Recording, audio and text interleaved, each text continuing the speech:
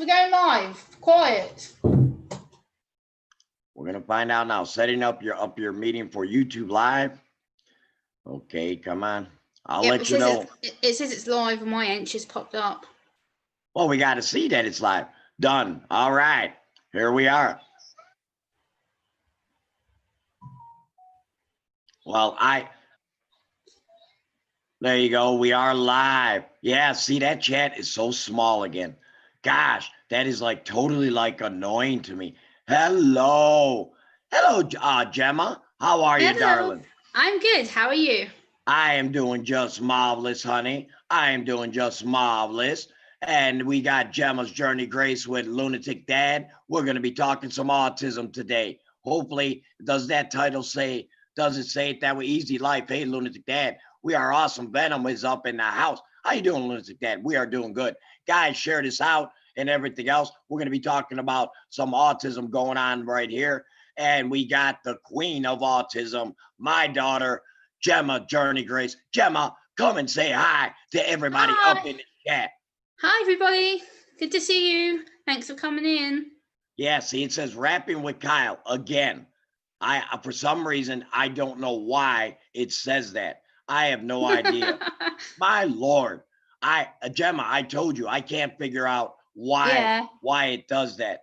James Grimes, hell yeah. Hi, Lunatic Dad. Hey, White Tupac, what's going on? Guys, ignore the title of the stream. For some reason that it's not coming up on Zoom. I haven't figured it out yet.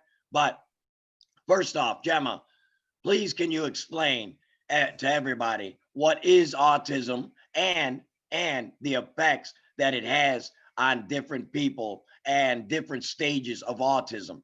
Yeah, so I'll answer this in a two-part question. So autism is a neurodevelopmental disability, which means it's how the brain is wired, and it affects people by communication skills, and it basically stops my communication being as successful because I have to think more logically, and it takes a lot more sensory processing time for me to get my words out. So I have to sit here, think about what I'm saying, the tone of how I say it, how quick or slow that I say it. And it's the way my brain just mentally takes time to process everything. So again, it also has its own drawbacks with what I also have is called sensory processing disorder, which means that I have a 6-second delay in my brain, which takes from here to my mouth to think about what I'm saying. So not only that, it delays me mentally because I have to think about a lot more things than the neurotypical, which, before I offend anybody, neurotypical means non-disabled individual person, however you choose to identify as someone with a non-disability, because I get in trouble for saying that word a lot when I'm on streams. So just to clarify that, I'm not trying to be insulting. And how it also affects people with autism, it's a spectrum. So you have like low functioning respite on this end, people who need care 24 hours a day. Then you have people like me who are high functioning and Asperger's and different forms of higher forms of autism at the other end, who are very independent, need very, very minimal care or supervision with everyday chores or everyday living skills. So I'm able to pretty much do everything on my own to a degree. And a lot of people like me are independent, so we can live on our own, we can have our own places. I have my own apartment in here, and I'm able to do what I need to do to function. I have a lot of coping strategies, and also because autism is known as a male-based condition, they often, with females like myself, it's often, oh, you can't have autism because you're female. Oh, it drives me bonkers.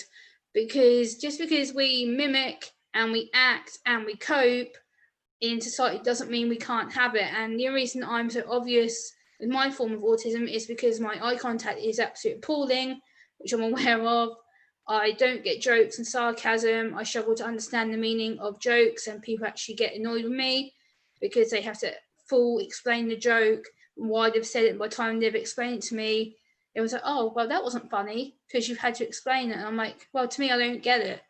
So I don't tend to read jokes that well. And also with females, we tend to lip read rather than look at the face. So for me, when I'm talking to Dad, I can lip read what he's saying and try and look at him. So when he's talking to me, I listen by lip reading. And then once he's done talking, I look at his face and go, oh, so that's what he's saying to me. So I can read his face and try and think what he's saying, how he's feeling, because I have to process my feelings at the same time as processing Dad's feelings. So for me, it's a cycle of going, right, read my emotion, what am I thinking? Read Dad's emotion, what's he thinking? Read my emotion, it goes back and forwards like that. So it controls me to quite a degree sometimes, but at the same time, we have what we call coping strategies, which means I can counterbalance it a lot of the time. And I'm able to be high functioning like I am now. I can cope with doing YouTube videos. I do live streams for people. And a lot of people, this question's a obviously which Dad will probably pick me up on now. I mentioned it. With me, like you'll see me disappear off panels, or sometimes it's not because I'm being rude. If you have more than 4, 5, 6 people on a panel, I will jump off because it's over sensory issues for me. It's too many people, too many voices, a crowded situation. So therefore, I remove myself to de-stress myself. And if I want to come back, I will. But if I don't, I stay in the chat. Usually, I'm like, oh, I'm sorry, I've had to drop off because I can't cope with the amount of noise and the fact that people talk over each other on panels a lot of the time. So for me, I just remove myself, disappear, and get myself back to being calm again so I can stay in the chat and carry on with the stream rather than just going, I'm going to have a meltdown and ruin everything for everybody. So it's a way of me just taking myself out of the equation rather than overwhelming the stream owner at the same time. So it's just a way that I cope. So I hope I've answered that. Now, Redback Gaming says he has autism. TWD says autism earned most girls and boys respect. Yep. Now, Gemma, now we have had recent reports of things happening to people with autism by the police that they don't know how to go ahead and deal with people who have autism or any mental disorders. Now, you told me about something that was very disturbing, that a young man was shot. Can you get into any type of detail and what things that the police should know when dealing with autistic people? Yeah, so this young boy is called Lyndon. He is 12 and he lives in Utah. And what happened was his mother had made a mental health call to their local police sheriff's office because he was known to the family for having mental health violent meltdowns as part of his autism. His mum had got to her last temper and had phoned the police to ask for mental health support. Instead of sending the mental health crisis police out to her to help her, they sent out regular officers, and the officers arrived there and they were told that the young boy apparently was being violent. They were told that he'd had a weapon or had threatened to get a weapon. When they arrived at the property, he was pacing up and down, being quite aggressive and obviously having a meltdown system. And they thought that he'd tried to hurt his mum. He then ran out of the house when they tried to de-escalate him. And obviously they see that as a sign of guilt or something to hide. So when he ran out of the property and ran down the street, they shot him 5 times and they've caused him some significant injury, which is right now he's still in hospital having operations to try and remove gun bullets from his body. They've removed 2 from the upper region, but he's still got 3 in the lower, which are causing problems for him. And the problem is with autism, again, especially with his situation, the boy was non-verbal, he does not verbally communicate. And the boy was obviously getting into a meltdown. When you're in a meltdown, when you're autistic, if you're male or female, it doesn't matter. When you're in a meltdown situation, the last thing, I can't stress this enough, is do not approach us for God's sakes.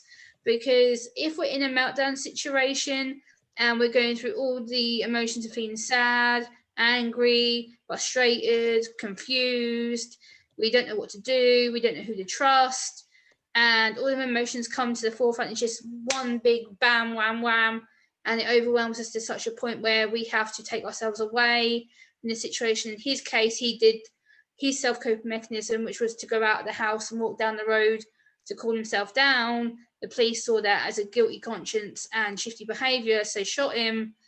And the last thing you want to be doing is going up to an autistic person who's really in distress and was known to had violent episodes and meltdowns and was regularly being checked on by the police because of his episodes.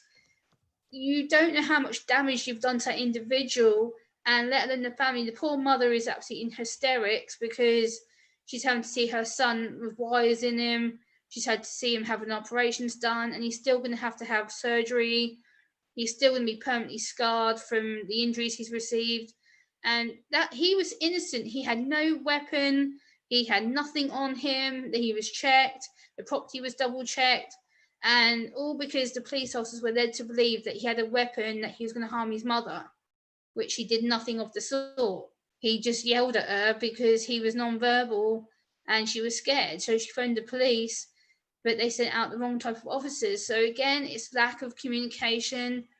Again, it's lack of support for autistic people in general, because disabilities, especially autism, learning disability, mental health, there is no knowledge. There is no proper etiquette of how to talk to somebody. There's no proper training to say, hey, it's okay. You don't have to be scared of me. You don't have to think, oh, I'll have to shoot them or I should restrain them, because again, that's one of the automatic thoughts of police, is to restrain somebody. If you put your hands on an autistic person who's having a meltdown or going into meltdown, you are going to get smacked, bitten, kicked, punched, any of that stuff, because the person will freak out and they'll lose control of their emotions and they'll want to just retaliate, which gets them into trouble. And this was a miscommunication of that incident. So just approach us in a way that respects us and we'll respect you. It's about making sure you take the time to know us and understand us for who we are, because it's seen as an invisible disability, but we can't show you what's in our head. We can only show you the minimal physical aspect, like the anxiety and meltdowns, because they are obvious. You can see when we're shaking, or if we, like for me, dad sees when I'm tensed up. I'm like, I don't feel well, and I'm all tensed. I'm frustrated. I often would look around the room, and people go, "Oh, why can't you keep still?" Because I'm getting overwhelmed, and I'm having to try and self cope so I'm calm. So like before this interview, I was calm, I was happy, and I am happy. And I was going, okay, I've got an interview coming up. I'm good. I have my dinner. I've got my nephew here overnight. He's in the next bedroom, so I've got him with me. And we've been watching some wrestling and chilling out. And I'm like, and I'm calm. I'm ready to face what I need to do. So it's just little things like that that help to go. And life can be good because I can put myself in that calm position. So now, Gemma, Alex Perdomo says he has a little bit of autism. Rodback Gaming says, I have a meltdown like that when I was younger, kid with autism, which leads into my next question, which leads into my next thing as we've been talking about autism. Everybody, please make sure you give a thumbs up, give some love out to the fam, everybody. So listen, I wanted to ask you this. Now, as you well know, that there are different stages of autism. yeah. Can you describe, because see, sometimes people get the wrong idea what autism is. They just put everybody into one big basket, you know. Oh yes. And they really don't understand. They just say autism. Okay, like Yeah. duh. No, there are different stages. I know the different stages. You know the different stages. But now other people have to understand there are different stages of autism. Can you please explain the different stages from the severe, how they act and everything else, to the less? And then after that, we're going to get into some more questions I got for you regarding this.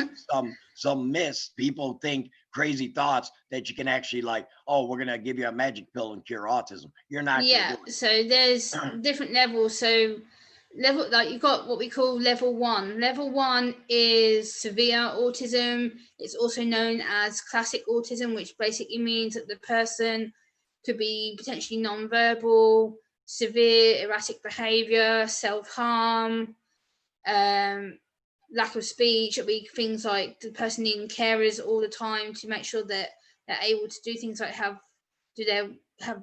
having a wash, taking care of themselves hygiene wise. making sure they have someone with them to do their basic household chores if they live on their own.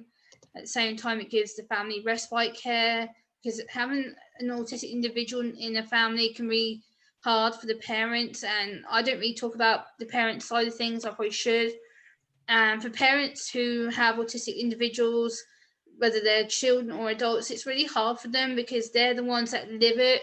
They go through the situation with that person.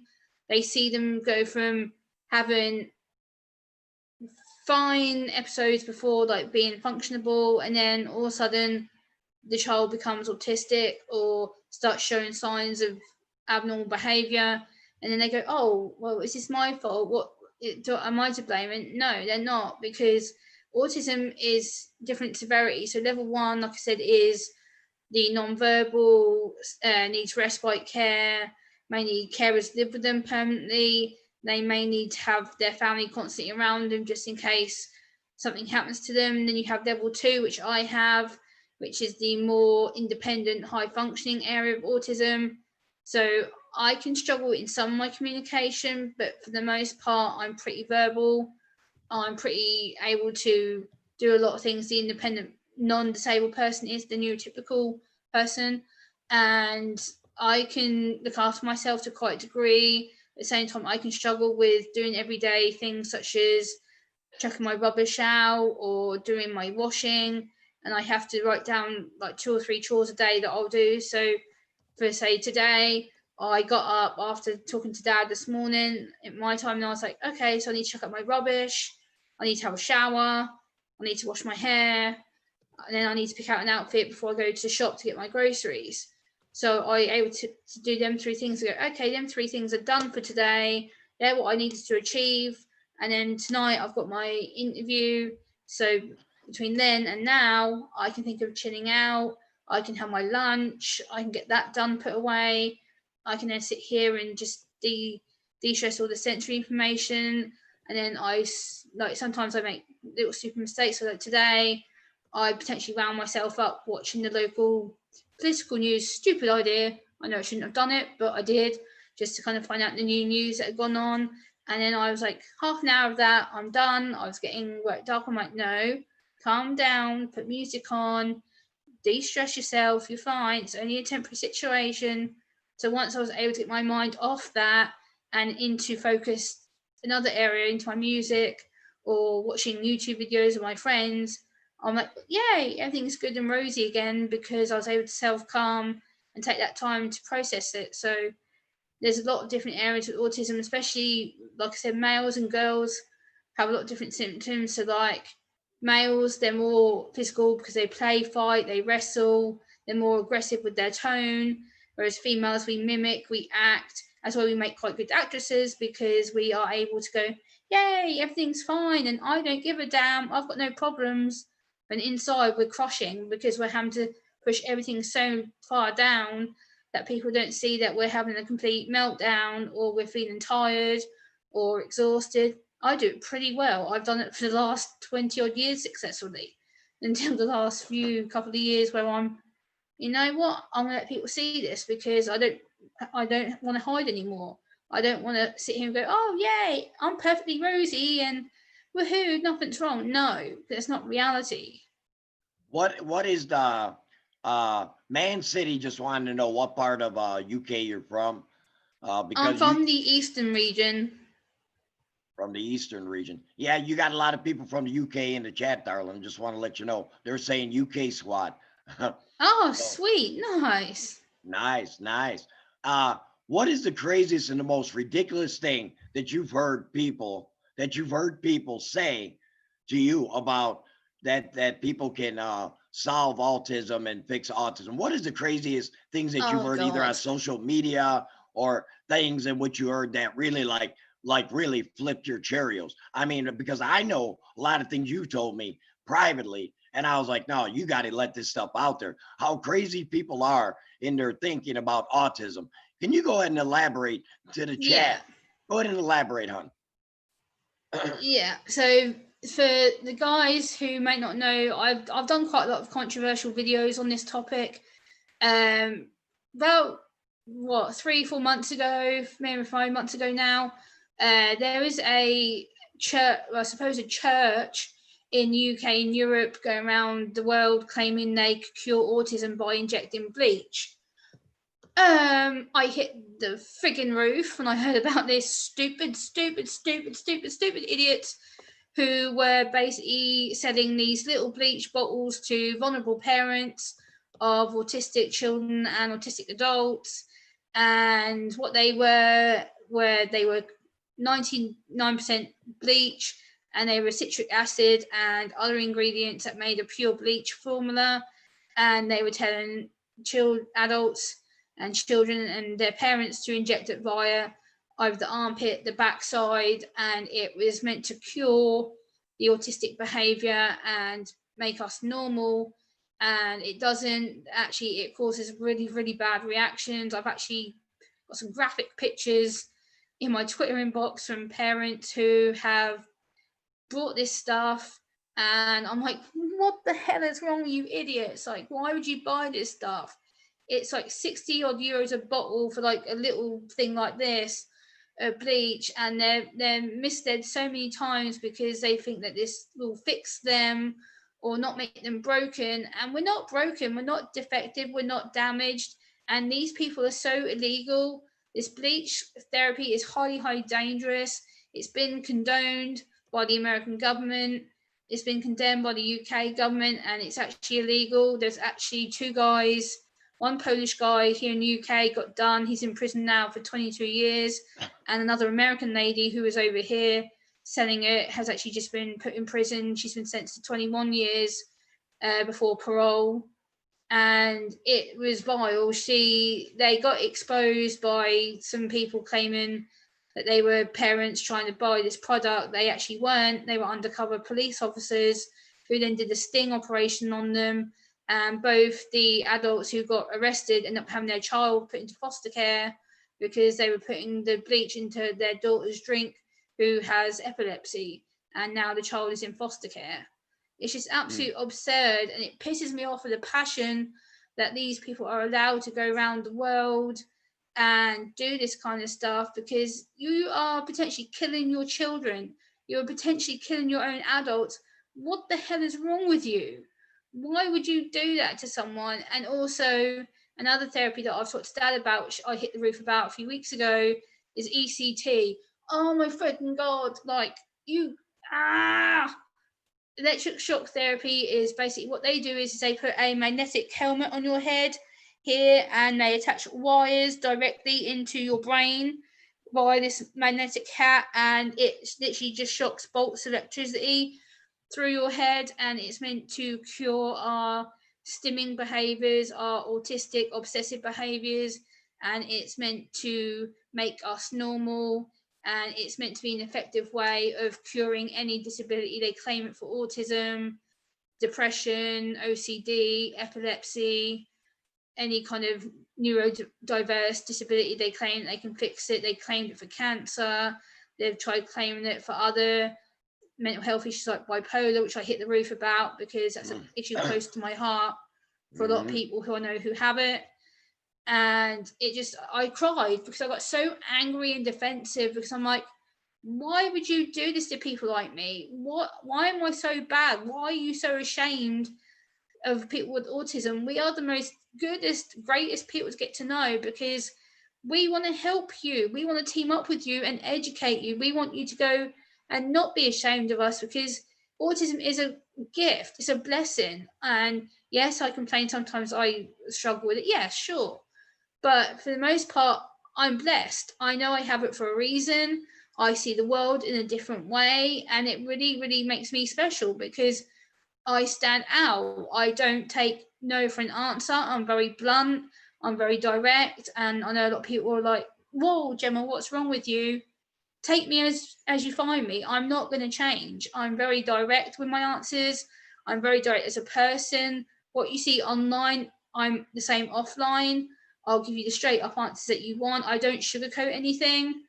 And autism isn't a bad thing to have. It's a different way of processing the world.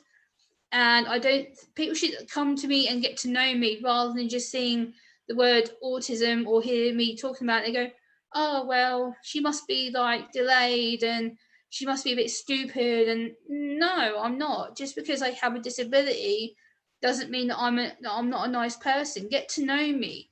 Talk to me. I will answer anything you've got to throw at me. I'm pretty much open out there. I don't hide anything. And the problem is, people think because I'm so open and functioning and woohoo all the time, that I don't struggle. And it's not the truth. I struggle a lot, but I mask, I mimic, I act my way through because society wants me to be this.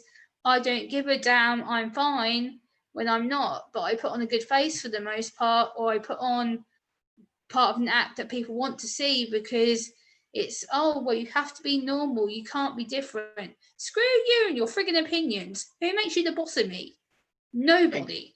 I'm myself, and I live my life the way I want.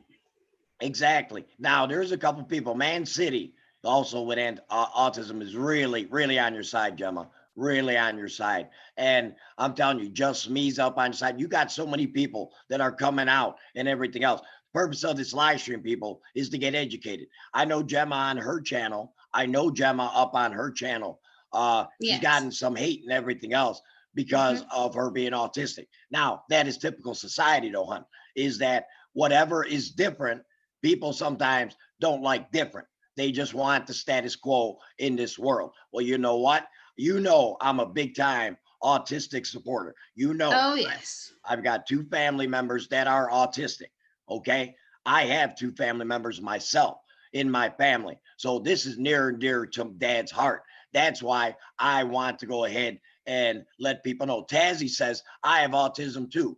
Tazzy says he's got autism too. See, Gemma, believe it or not, you're up to 90 something people up in the chat, by the way. I'll let you know. So, wow. yes, you have a lot of people that are coming out and they're talking about and everything else. This is why I said, and I keep on saying, it's very important that we get this message out. The more that we get the message out about people with autism, we can let people know you're just as normal as any other person. There is no, we are all human beings. We got our own flaws. We have our own flaws. We got our own trials. We got our own stuff in which we go through and everything else. But the next question, Gemma, that Dad has for you. What is some of the things in which you use, physical things that you use sometimes when you are uneasy and you need to calm down? What are some of the things? And 2-part question.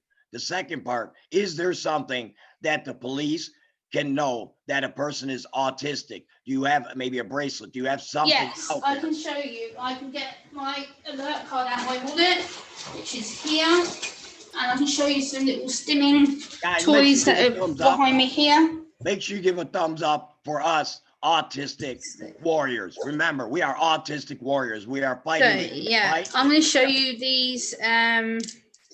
These are called tangles. They're little stimming toys, and they unclick and click into place together, and you can twist them and bend them. So I have some of these.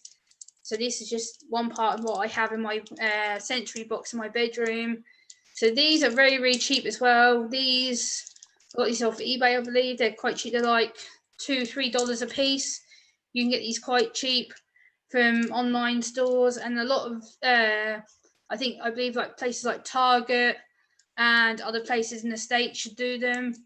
They're very well known in the States. These ones came from the States that I got there.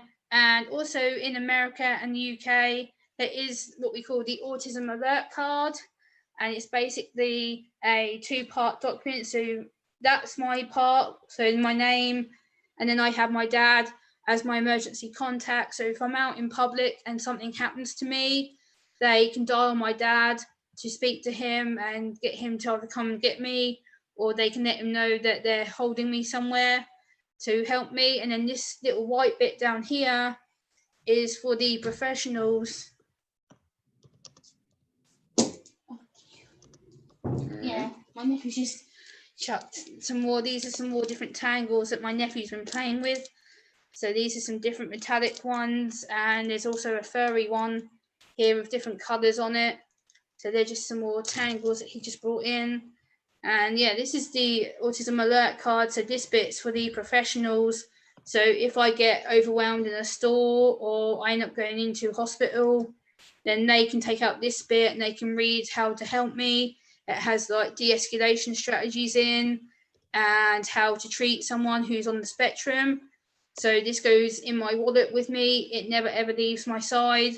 It says that this holder or this card has autism. Please see inside for the important information. And then there's also a contact number and website on the back. So if people want to know more about how to get hold of one, then you can. These actually, they were free up until last year, but these are now like, I think they're like £2 or £3 UK money. But they're very, very helpful. They fit in every single wallet. Mine goes in my wallet all the time. So that's just one part of what I carry with me. And also, recently, this is a perfect example for people who are on a spectrum or any form of disability. I know a lot of us have to wear masks, but I will show you mine because I'm exempt. This is the sunflower lanyard for people with hidden disabilities, and it basically says I'm exempt. And then on the back piece on here, it has an emergency contact section, so you can write in the person you want to look after you on the back. And I wear this when I go to like the store, or if I'm going to go on public transport, I'll wear this so they know that I don't have to put a mask on, so it stops me from getting in trouble. So it's a really good way of identifying someone who has a disability of any kind. And this, I think my mum's husband got this for me online. I think it's like £3, and it came in like 2 days. Very, very helpful if you become non-verbal, or if you don't want to wear a mask and you have a disability. Get your hands on one of these. I'll send Dad the link to this website so that you can click on the link to go and check it out. So just little things like that are immensely helpful for me, and it helps me to de-escalate quite quickly. So yeah, that's kind of what I use to de-stress. Now, you mentioned a mask. Now, I do understand, you've told me, far as why is it that a mask over the face would affect a person with autism? Oh yes, there's two parts to this. So first part is, for me, it's the material, because it's the fact of it being on my face and constricting me. So for me, having the material makes me get really, really hot. And then when I get hot, I sweat. So having that material stuck onto my face and I'm getting hot, it gets all damp and clammy. And I coped with a mask for like 2 weeks. I wore one, and no, I went into the store with my sister and I got really panicky and agitated. And as soon as I got out of the store, I ripped it off, and I was like, nope, never again. Don't ask me to wear one. I can't do it. And as a result, what I do is I'm very good. I stay away from public places like that now, and I get my food shopping home delivered because it saves me the stress of having to put the mask on. Also, the second reason is because of the smell. The material smells funny. It makes me want to gag, and it makes you feel a bit woo. So I tend not to wear it because of the smell. So a lot of people with autism will not wear a mask because of the smell, the scent of it. It'll be the material. It'll be either itchy or scratchy to them, or it will trigger an anxiety episode. So therefore, we are medically exempt, a lot of us. But I do know some autistic people who I do know from YouTube do wear masks because they like the idea of being able to hide their face and not be stared at all the time. Because a lot of autistic people, we do tend to get stared at the face, or a lot of us will be like sort of like this, trying to look at you, or people go, oh, what's wrong with you? You're acting a bit odd. And they'll like stare at us. I'm like, no, don't do that to me because I can't cope with it. So it's just the fact that it's a sensory issue, and it takes a lot of mental processing to prepare us to wear one. So for me, I stay away from crowds and things like that because I'd rather not wear the mask and put myself through the sensory meltdown, and then I can relax at home and be safe rather than put myself through panic for no reason.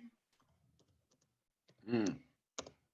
You know, there's a lot of people that are up in there talking and everything else. Robert Gaiman says, well, Man City And Alexander Smith says he doesn't understand why people would ever say anything about you or anything else. XL Dean Prime is, well, part of the fam. He's got that green mark, just like Gemma Green does mark, next to just her like name. me. Oh yeah, oh yeah, part of the fam and everything else. Hard to Comedy's up in here. He's from the UK. Hey. Oh yeah, guys, listen. We are talking about autism. If you got any questions, I am seeing the chat. I'm trying to respond to the chat as I'm listening to. Oh yeah, Evil's up in here. Oh yeah, Hey, Evil, how you doing? Evil Roy says Gemma should never cover her pretty face with the mask. I agree, Evil. I agree. Yeah, I don't. I haven't worn a mask in months. I don't intend to. Now, listen, 89 people, 23 likes. Yeah, well, you know, that happens. Smash the like button, people. Come on. This is home education. You're getting a home education you won't get anywhere else. You'd have to pay, roughly from what I've seen of autism speakers from the States, you'd have to pay $300-400 for this. Easy. What I'm teaching you is nothing. I'm giving you hours and hours worth of basic knowledge. Exactly. Hit the like button.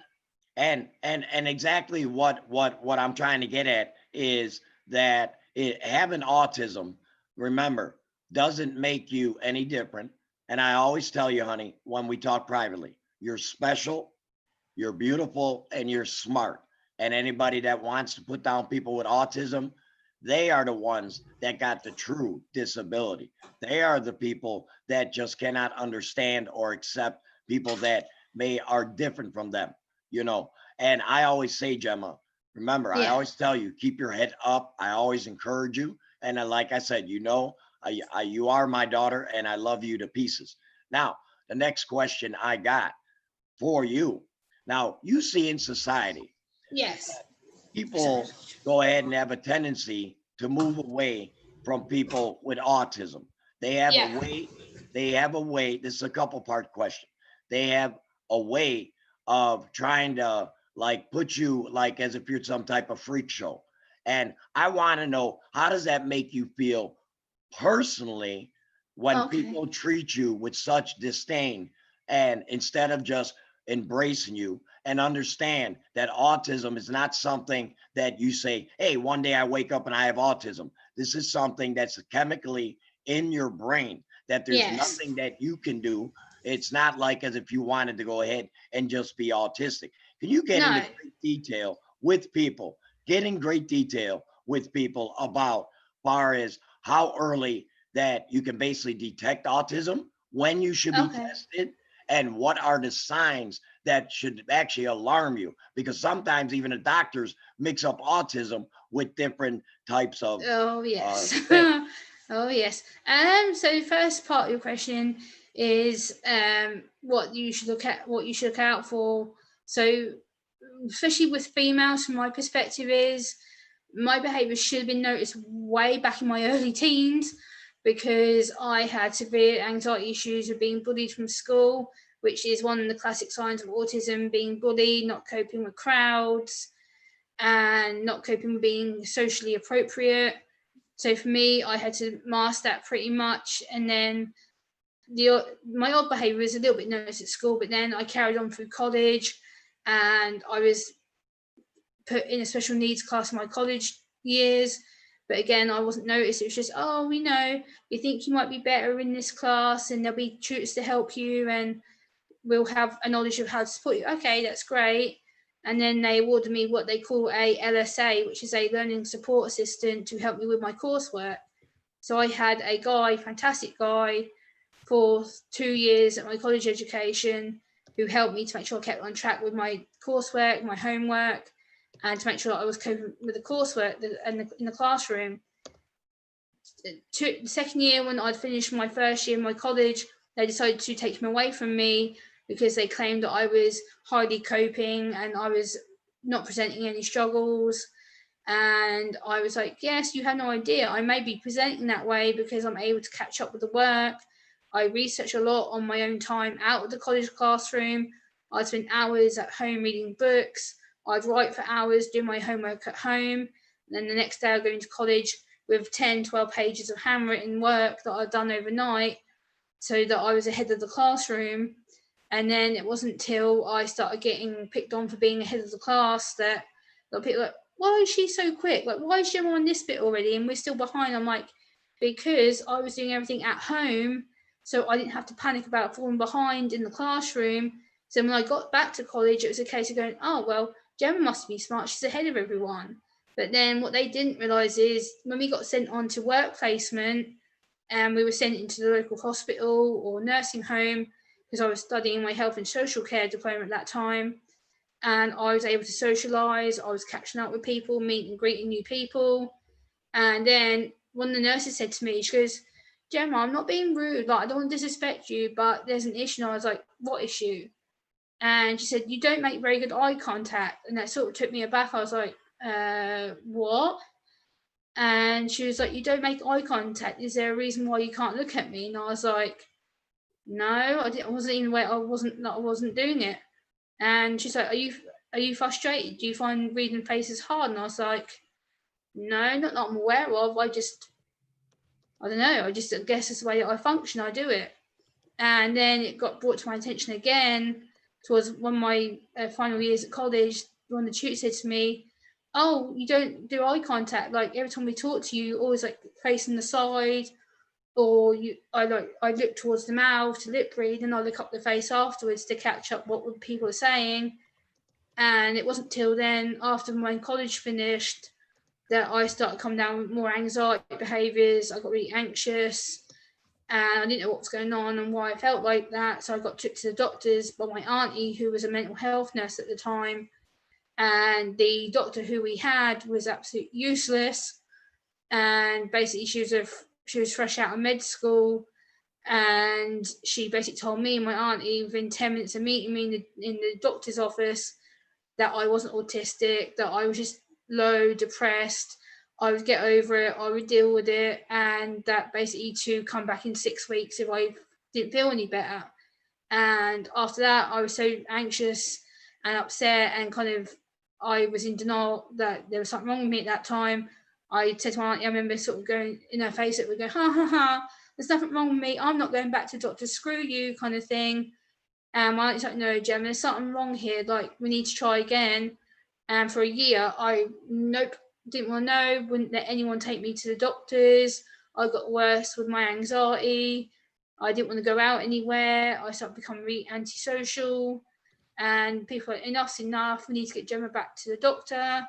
Saw another 2 doctors who told my parents the same thing. There's nothing wrong with Gemma, you know, she's just a bit behind and she's a bit depressed, she'll get over it. I got put on some mild antidepressant tablets to deal with my moods. Had to come off them because they drove me into a zombie, pretty much. And then I didn't go back again to the doctors for nearly another year before my dad and my auntie and at time my sister started to help them take me back to the doctors to get another opinion. And it wasn't till they introduced me to the mental health link worker at the time, the mental health community worker, who I saw for, it was meant to be for an hour appointment. I ended up going there for 2.5 hours. And the guy sat me down and said to me, do you know what autism is? And I was like, yeah, I've kind of heard what autism is, but that's not me. Like, I don't do all the head banging stuff. I don't scream. I don't shout. I'm not inappropriate. And he's like, you have no idea how judgmental you've just been. I was like, what do you mean I've been judgmental? And then he basically said that he had an 8-year-old autistic son, had been diagnosed at the time. And he was like, every single behavior you're doing, everything you've told me is bang on the same as my son. And I was like, right, what's that supposed to mean? And then he decided to tell me about how it's a different way of processing the world, how I'm gifted, how that I'm special, that I want to help people. And he then risked his job for me because he wasn't meant to do the assessment that he did on me that day. And then he said, okay, I'm going to risk my job title here, but I'll do it. And because I was over 18 at the time, I basically was told I had no legal right to have any help, because with autism in the UK, usually you're diagnosed as a child, you're diagnosed around 3 or 4 usually. And because I was over 18, they're like, oh, well, you've got no grounding to have any help. Like, you'll be lucky to get anywhere. And the guy put me through for an emergency mental health assessment, which took nearly 6 months for me to get my first ever appointment with the psychologist, social worker, and psychiatrist. And I then had regular once a month appointments for 6 months. They got to know me. They assessed all my childhood up until my current time, when they started thinking that there was a mental health issue with me. And then they looked at my records and saw that I'd been diagnosed with anxiety disorder. Like, so Gemma, what does anxiety feel like to you? And I was like, what do you mean, what's it feel like? I said, I feel like I'm losing the plot. I cry all the time. I don't know why I feel like this. I feel like my head is constantly like woohoo, spinning. I said, I sometimes, like, it was like being drunk. But I knew I wasn't drunk physically because I don't really drink much alcohol. I kind of felt like I was on a trip all the time. It was constantly like, woo, Gemma's on a cycle all the time. And it got to the point where they're like, okay, so you kind of feel overwhelmed, and do you feel like you're heightened? I go, what do you mean heightened? They go, do you feel like your senses are out of control? And I was like, yeah. I can't control nothing. Like, I can't control my environment. I can't control what people are trying to do because I don't know how to deal with it myself. I'm trying to control me, at the same time trying to control my environment, what's happening in my own world. So I'm having to deal with that as well as my own feelings on a certain amount of subjects. And then within 6 months to a year, they diagnosed me. They're like, we've come to a conclusion. I'm like, conclusion of what? And there was me, my mum, my dad, my aunt in the room at the time, and it's my final appointment back in 2014. And it was a cold January day. I'll never forget it. It was pouring down of rain. It was absolutely freezing in the office there where I was. And within 4 hours, they were like, you're autistic. And I was like, what? And I remember getting out of the building. I was so angry. I was in denial. I hated everybody and everyone. I felt like the world had screwed me. I hated everybody. I pretty much told my dad and people, I hate you. I don't like you. You've mucked up my life. Da da da. And I was very, very nasty to a lot of people, and I regret it big time. Like, I took a few weeks to calm down and process it all, and then I apologized to the people that I'd been rude to. And then I was like, you know what? Well, if that's what it is, I have a name for it. I can explain my behavior now. I don't have to be ashamed of it. I don't have to be angry. I don't have to hate it. And I kind of start researching it and thinking positively about it, how I could help people. And then I think it's about 6 weeks after my diagnosis happened, my social worker from the autism team phoned me, and she said, have you been onto YouTube recently? I was like, no. And she said to me, why don't you watch some autism clips on YouTube? I was like, okay, I'll have a look. Didn't really think much of it. I was like, yeah, I'll do it another time later. I'm not really bothered with it by now. And she's like, have you looked it up yet? I was like, no, I'll do it. So I typed autism into the YouTube search box, and what I found was child after child after child after child videos. I'm like, this isn't for me. Like, what? There's no adults here on the platform, from what I knew, that were talking about autism for an adult diagnosis, or what happens once you've had that label put onto you. And then she kind of contacted me. She said, what have you found? I was like, nothing. And she's like, yeah, I did that deliberately. I was like, what? So you basically told me there's nothing about adults on here. I was like, considering the YouTube platform has how many billions of people on it? And she's like, yeah, you would have thought there's some adults on here, wouldn't you? I was like, yeah, just a bit to help me would be good. And she was like, why don't you start your own channel? And I thought at the time she was taking a joke with me. I was like, nah, like, not funny. Don't even suggest that. Like, I don't want to know.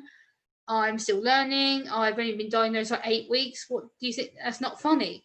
And I kind of ignored it and laughed it off. I'm like, no, that's not me. I'm a viewer. I'll just support people and that's it. And she was like, try. And I was like, what am I going to do on YouTube? Like, I don't know. Like, people might not want to watch me. And she's like, just do one video, like, talking about autism or your journey through the mental health system, and see how you get on. Hey, and I Gemma, uploaded. Yes. I want to read a little bit of this chat. I Okay. mean, you would not believe. how many, I'm going to have to go back a while because you were rocking and rolling and everything else. But I do want to give a special thank you. I want to give Ryan's Up and House, Redback Gaming, and I'm going to read some things in which they said, okay? Now, Man City has much respect and love for us. He gave a $5 super chat. Thank you. Alex Thank Padermo you. gave a dollar super chat. Thank you. I also want to say, let's see, inspire so many. Well, that's talking about getting viewers up. Okay. Alexander Smith says, I only got diagnosed like over 3 years ago, but went through my whole life struggling it without being recognized. That is a problem. Man City has given you nothing but love, Gemma. I'm telling you, it's unbelievable. And also, let's see, because I turned 18 4 weeks ago and I need some life lessons. There you go, Man City. Alexander Smith says, thing is, autism should be made more aware, and the point of Gemma getting it out there helps to them get it recognized more, which then makes people aware of autism is out there. True. Ed, let's see, what did Eddie say? What did Eddie say, man? What'd you say, ninja? Hey, Gemma, I said ninja. You're supposed to Yes. laugh. You're supposed to laugh. I My didn't apology. hear until just a second ago. No, but I mean, I'm not concerned about that. But again, I do have to say it. If you want to join the fam, hit that join button and everything else. There's a lot of things going on. But anyway, the ones that got the green next to them, remember, I do always say that you get your name, your channel's name on the front of the Lunatic Dad's channel. I do have a lot of free giveaways once a month for people who are part of the fam. I do go ahead and draw. I buy someone, I'm out on the road, and I give it out to the people. One winner per month. Gemma, hopefully, maybe you might win this month. You never know. And anyway, let's get back to the stream. Just want to let everybody know that Gemma is rocking and rolling. And girl, I'm telling you what, I don't even need to say anything. I need to just shut up and let you talk. I mean, it's really cool. Now, far as with when you were growing up, Yeah. what type of memories did you have that your parents had to deal with it? And when did they first suspect that you could be autistic? And were you ever misdiagnosed before you had the diagnosis of autism? Okay, so the first part question, with regards to my parents, we only started talking about it. I think it was about must have been about 8 or 9 years ago. I'd actually been out for the day with some friends at the time, and I'd come back to my dad's house because I was having dinner with my dad and some of my family, and they had some books by a well-known author who talks about autism. He's a Australian psychologist, and he has his own clinic in Queensland, I believe, and it's called Heart and Minds Clinic, and he does a lot of diagnosis and treatment with adults and children with autism. So I was like, I knew of this guy who he was. I was like, okay, why is his books all over my dad's floor in the lounge? I was like, what the hell? And then I walked into the lounge, took my shoes off, and was going to go and sit down and watch TV. And then I come across my dad coming into the lounge, and he's like, I freaked. I saw these books with my name being highlighted in them. I'm like, what the hell? Why is my name on all these bits of paper? And it's like bright yellow highlighter pen with my name all through these paragraphs. I'm like, what? And I legged it. I got so angry, and I ran to my auntie's house, who lived around the corner of my dad at the time. And she was like, right, calm down. What's going on? Why are you triggered? Like, why are you upset? And I'm like, I'm upset. I'm angry. I want to yell. And she's like, right, calm down. What's wrong? I said to her, I went, you must know about these books. And she said, what books? And I was like, the autism books. And she's like, oh, you found out? I went, yes, I have found out. I think you better explain. And she was like, oh, how am I going to do this? I was like, how about now? Talk to me, because I'm angry and I'm frustrated. And she's like, it's nothing to be angry about, Gemma. We're trying to help you. We're trying to support you. And at the time, I felt like I'd been stabbed in the back. I felt like I'd been betrayed. And I was like, you meant to be my family. You know, you don't do this to me. You don't stab me in the back. You don't talk about me behind my back. We're meant to be close. You're meant to help me. And they go, well, we did try, Gemma, but you weren't willing. And I was like, you didn't try, because if you would have tried, it wouldn't have been so hard for me to find out that you thought there was something wrong with me. I said, you know, it would have been a bit more open if you would have told me. And then when I managed to calm down and talk to my dad and my auntie about it, my dad's like, well, we'll get you help, we'll get you sorted out, like, we'll make sure you get the appropriate support and everything else. And that's when finally I kind of agreed to do all the autism diagnosis stuff, because my dad was really struggling with me. My mum had been trying for a very long time. I've kind of been in and out of the medical system since I was about 3-4 years old, and I'd really had underlying problems with my coordination, which is a big giveaway with autism. A lot of people with autism have coordination issues. So for me, I have muscle tone problems. So for me, what happens to me is it's also known as being hypertonic. So my muscles are more stretchy and more flexible than they should be.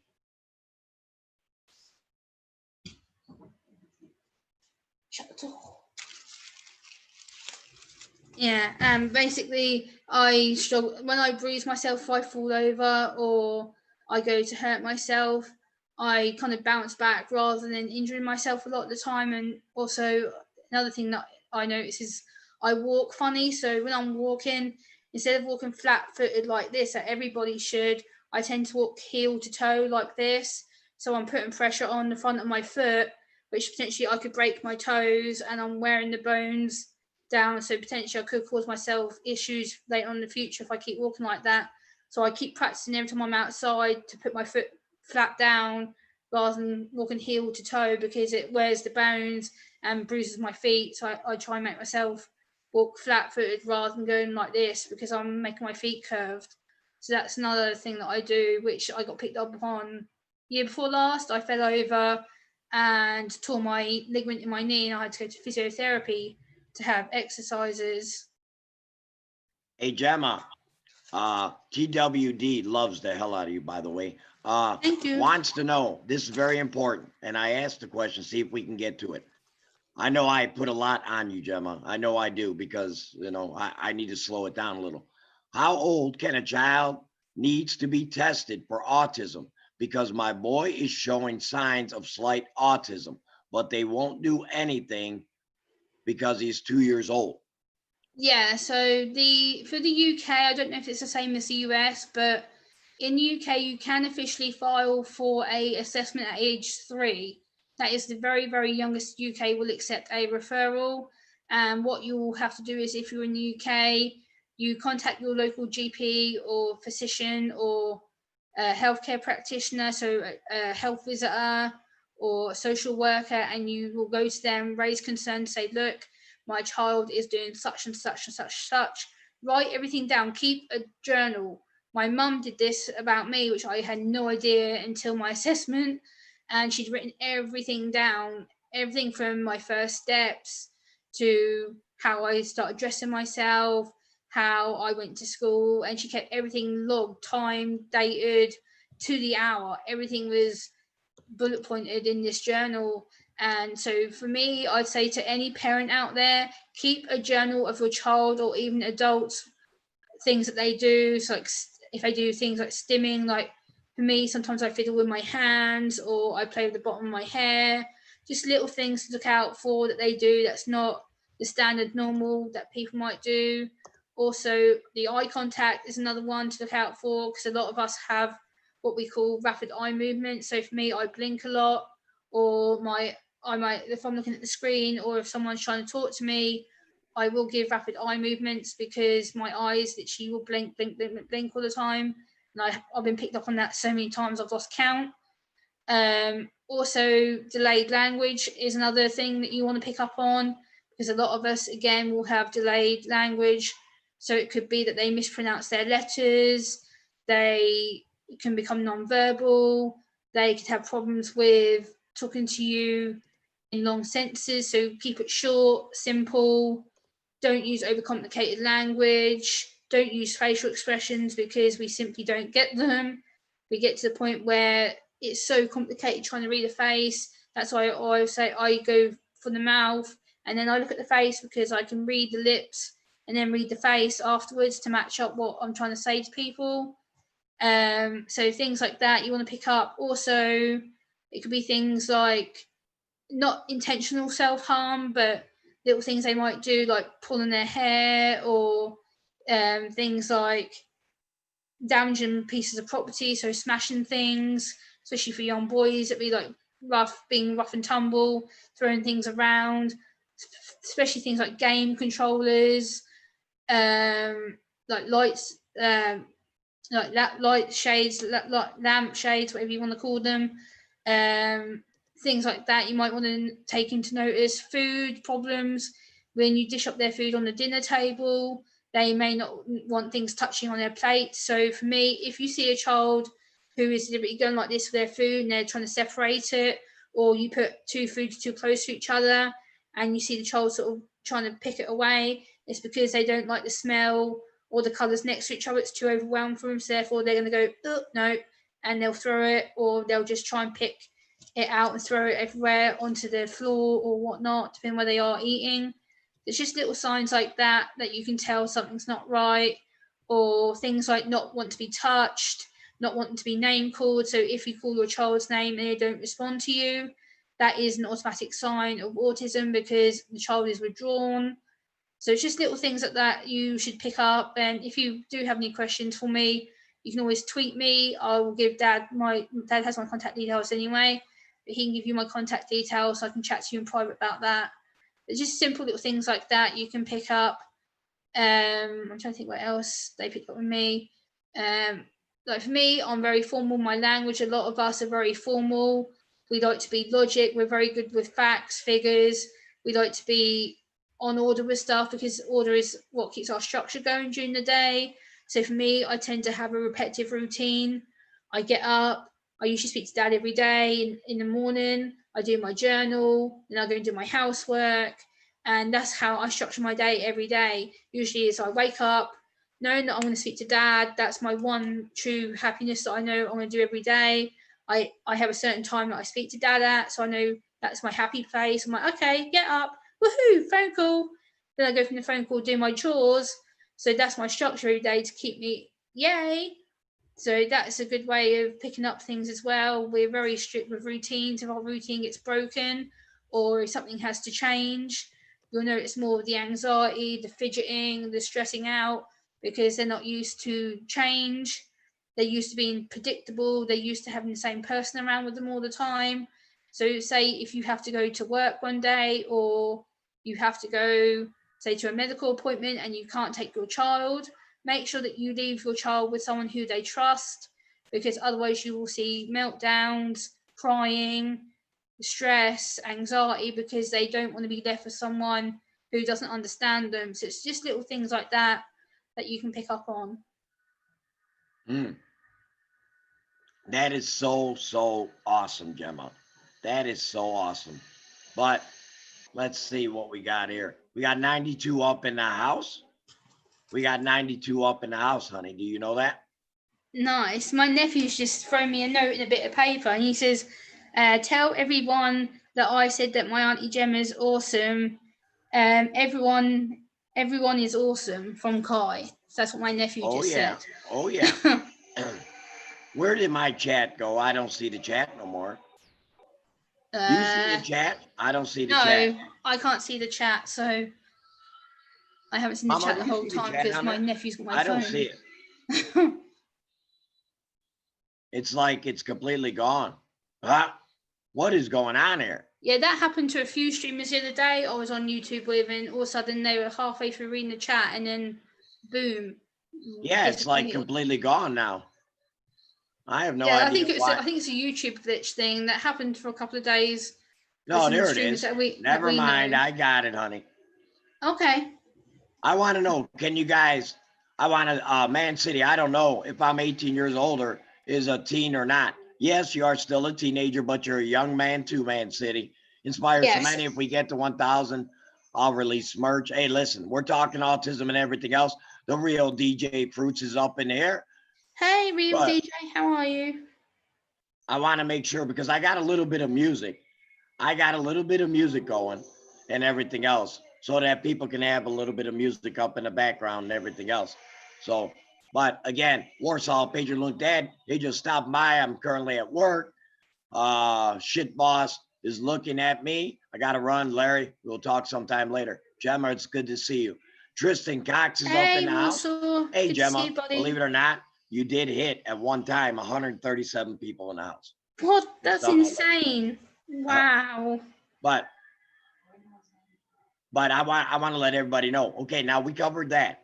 Now I want everybody to understand that Dad is trying to get the word out there about autism with Gemma.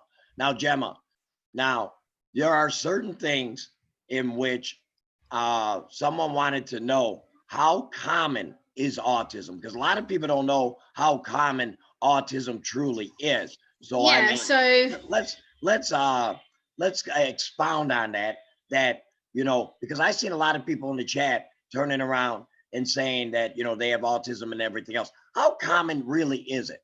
Yeah, so I'll start with the USA facts from what I know.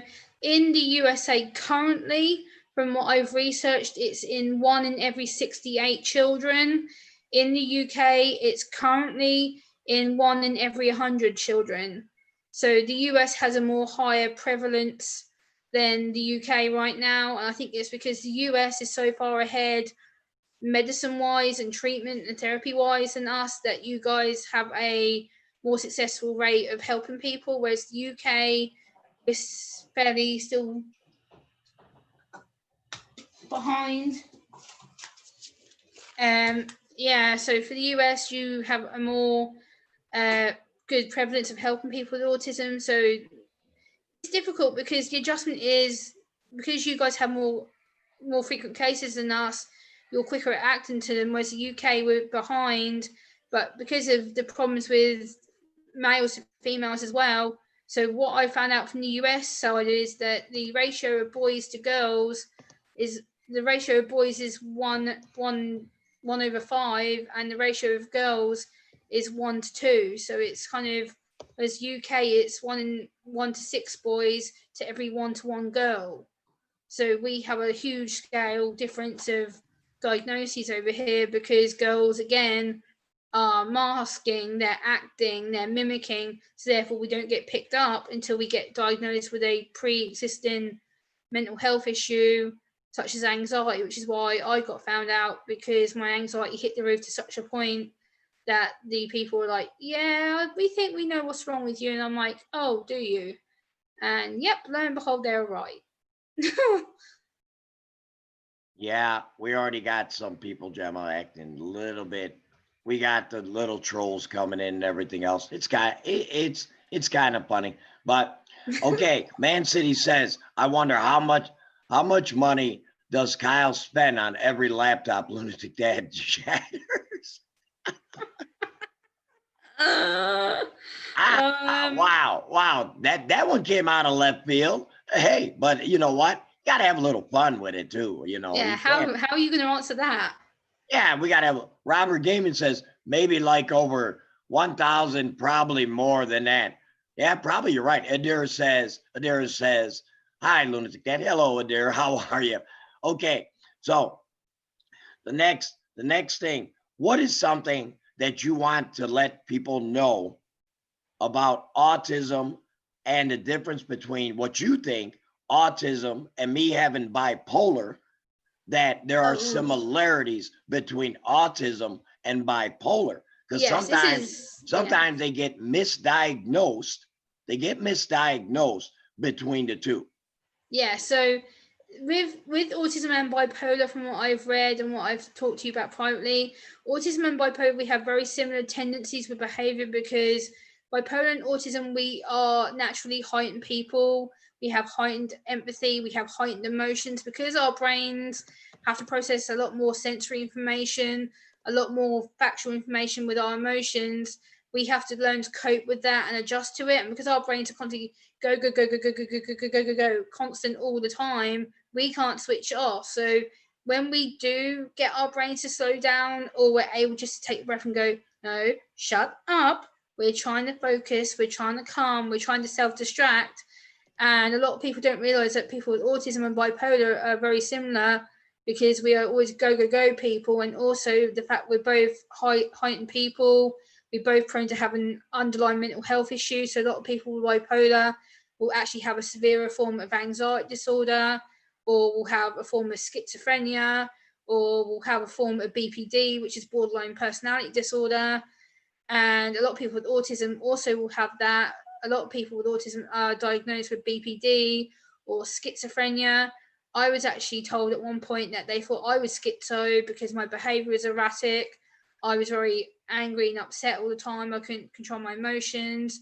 I hated everybody and everyone. I thought the world was evil. I thought the world sucked for quite a while, and I felt like everyone was against me. But at the time, I didn't realize how ill I was. My anxiety completely wrecked me, and then I was able to go, okay, I've got anxiety. This is how it is. This is how I deal. And I've learned to control myself to the point where my anxiety, yes and no, has its moments, but for the most part, I can control it and I can squash it to such a point where I'm like, yeah, it's in my head. I still can feel a bit woo, but I don't show it because I'm able to go, you know what? I'm owning it. I'm ruling it. I'm not going to let it keep controlling me all the time. And yes, there's days where I let it rule me and control me, but at that point, I'm so tired and drained from doing everyday stuff. I'm just like, okay, I'm gonna let myself crash. I'll disappear for a couple of days, reboot, and I'll be back. Yay, Gemma's all happy and ready to go again because I'm able to cope better. Mm. Now, my people want to know with bipolar. Now, bipolar does have different sides to it. You know, you got the manic side and then you got the aggressive side. Now, in Dad's case, that being bipolar, I get sometimes racing thoughts. I sometimes lose massive focus, and sometimes I get quick to anger. And I've had it since I mean, now mind you, back in the 60s and 70s, they had no idea what even bipolar is.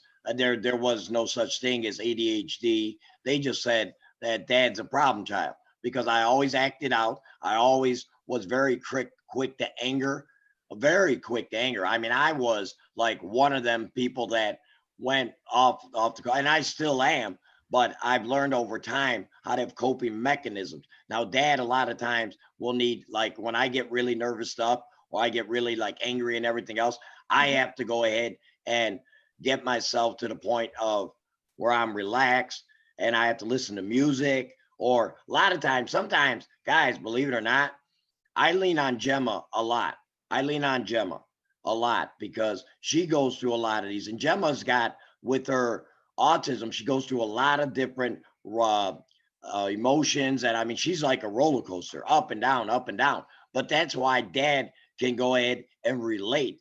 I can relate to Gemma and the struggles of autism because bipolar is similar but different. It's not the same, but some of the signs could be misdiagnosed,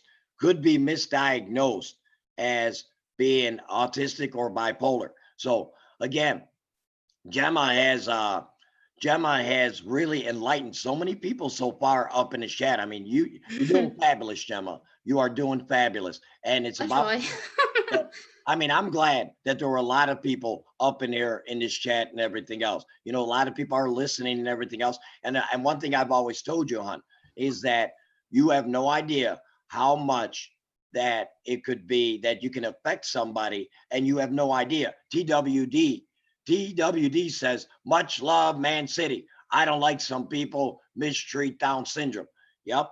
Again, it's Yep, me about too. people with disabilities. I mean, we get a bad rap. You know, Oh Dad yes. races. Oh I have yes. racing thoughts, and I'm a very emotional person. And Yes, you are. one thing, Yes. and well, I'm just saying, Gemma, is that I get to the point sometimes where if I feel slated, or if I feel that, you know, or I find out something where I I'm just like totally flabbergasted by something or whatever, I react on emotion. I'm not a normal person out there that just says, just let things go or whatever the case may be. I, even in my home life, at work and everything else, a lot of people always tell me, man, dude, you are such an emotional roller coaster and everything else. I'm like, listen, sometimes I cannot control it. I cannot control sometimes these things in my head and the thoughts and everything else. And that's the part of bipolar that it's not easy to live with. And people who live with people who got bipolar, I salute them. I praise Mama Oh, yes. for having to deal with me and everything else. It's not easy. It is not easy. And even on these social medias or whatever, I mean, yeah, people sometimes misunderstand Dad quite a bit. But I always say, just be halfway decent to one another, and then you won't piss Dad off. I'm just saying. Yeah, absolutely. Yeah. Megan's up in the house. Megan's Hey, vlog is up in the Megan. house. Oh yeah. Oh yeah. And the I thing just is, like you said, people disabilities, we get such a rep because people want to take our kindness for weakness. This is another thing that we don't talk about a lot on here, and it annoys me because we are kind naturally because that's who we are. We show compassion, we show empathy because we want to help people. And unfortunately, we get, especially Dad and me, not so much now, but I used to. People would take my kindness for weakness and go, oh, well, she'll do what we tell her to do and she'll do it when we expect her to. No, that doesn't work like that. I help people if I want to and if I believe in you and I think that you're a genuine person. Yeah, sure, I'll get to know you and help you. But if you're going to muck me around and lie to me and stab me in my back, you're gone. You get one chance with me now, and that's it. Muck that up, you're gone.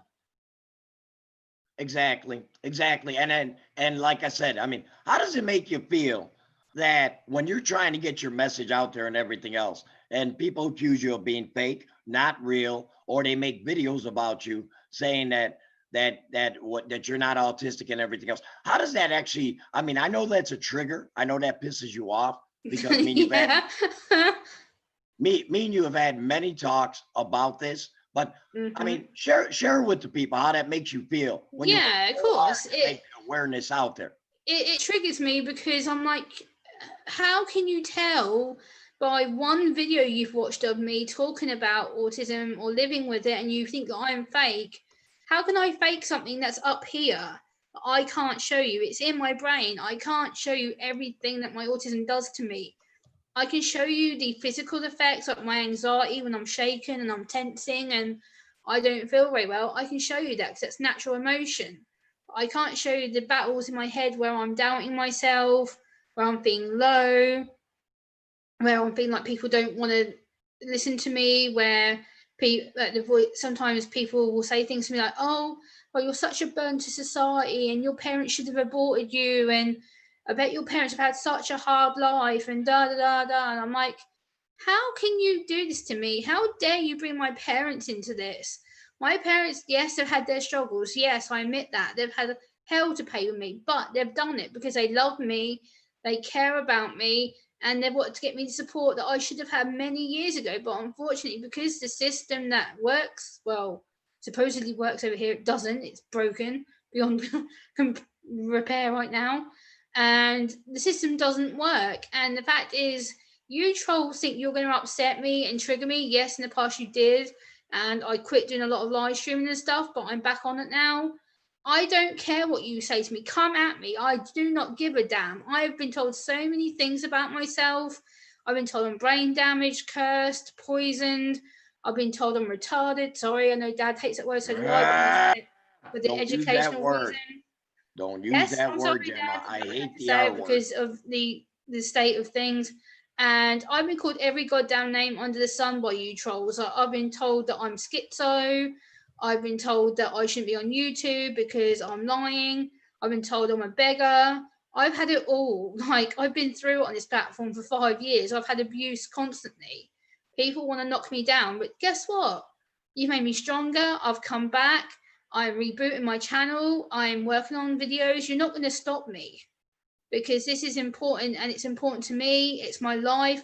I can't switch my brain off just because you guys think I'm a fraud or a fake. Like, if you don't like me, don't subscribe to me. I'm not going to hold you to my channel and go, you must subscribe to me. You must watch me. No, not everyone's going to like me. I don't care. If you don't like me, great. Walk out the door and hit you on the ass on the way out. If you like me, great. Join my family. We'll be friends. Get to know me, understand me, and I'll understand you. And we can have a great time. Mhm. Now, they asked, what is the difference between a disorder and a syndrome?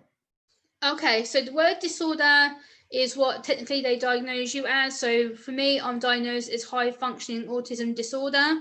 which basically in the DSM-5, and I'll briefly explain that, is the DSM-5 is the Diagnostic Statistical Manual, which is the mental health disorder book.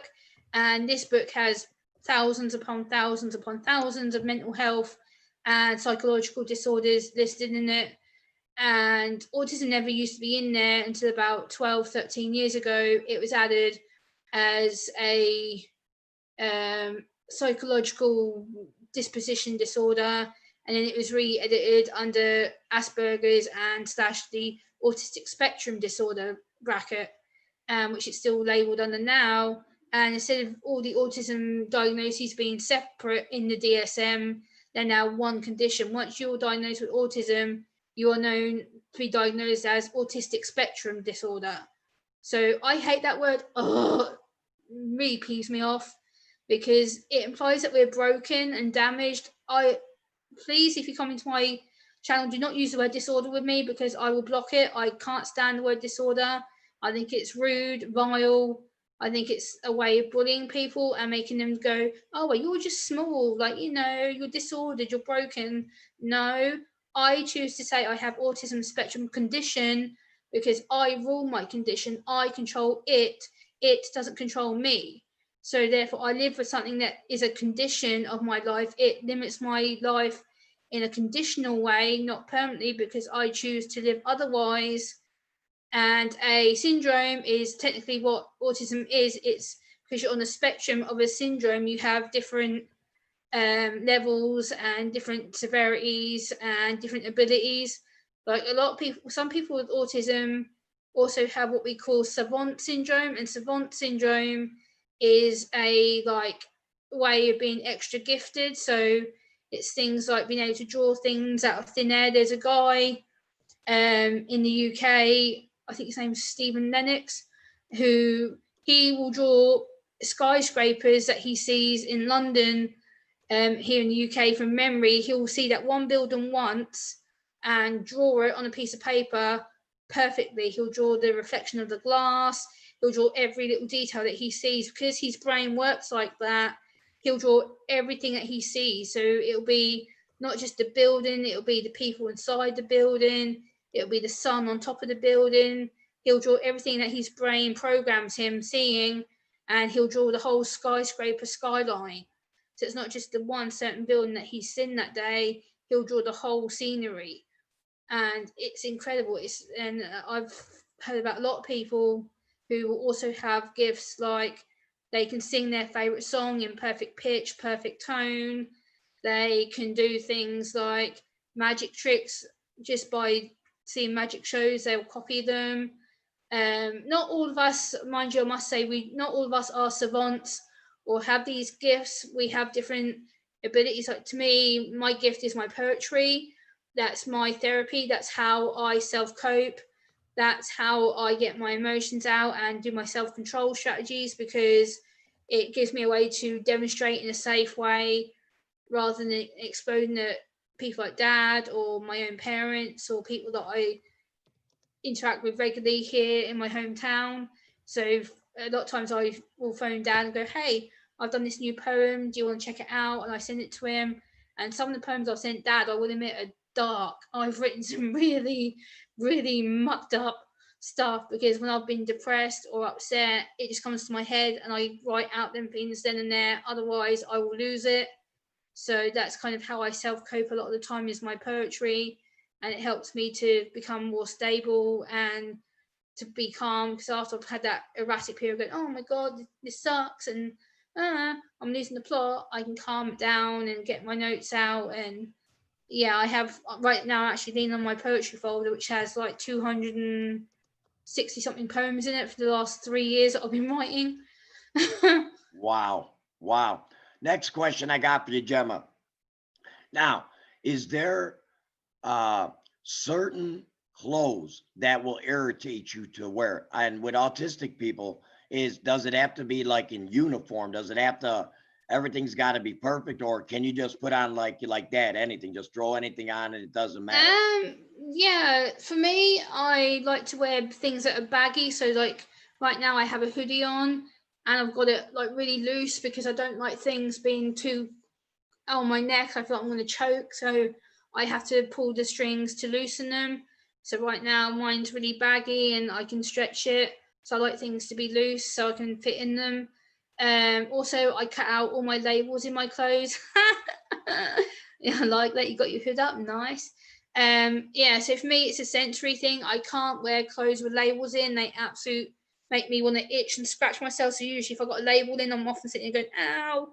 I have to itch it to get it out, or I end up getting a pair of scissors and cutting the labels out because they irritate my skin because my skin feels like it's burning if I have labels in. Wow.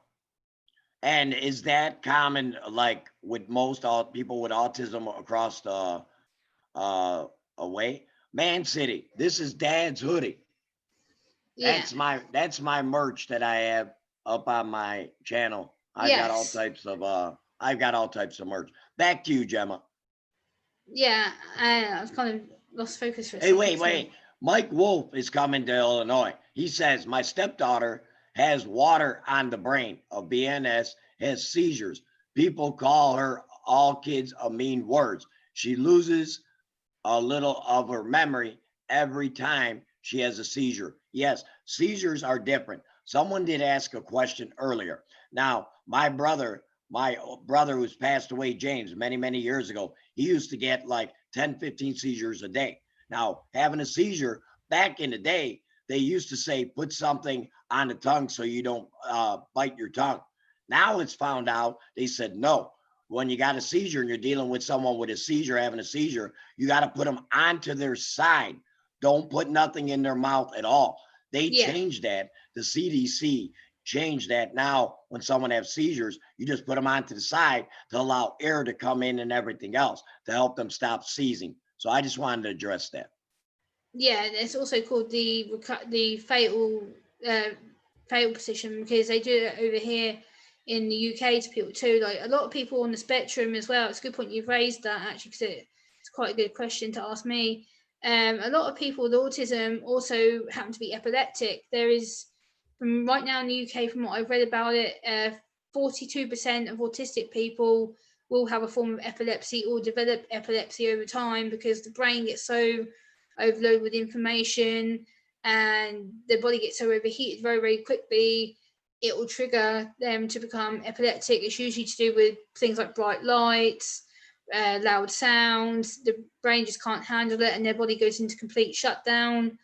I'm not epileptic myself, but I've heard the stories where people with autism do go into hospital or needing to get checked out because they feel that they have some kind of issue.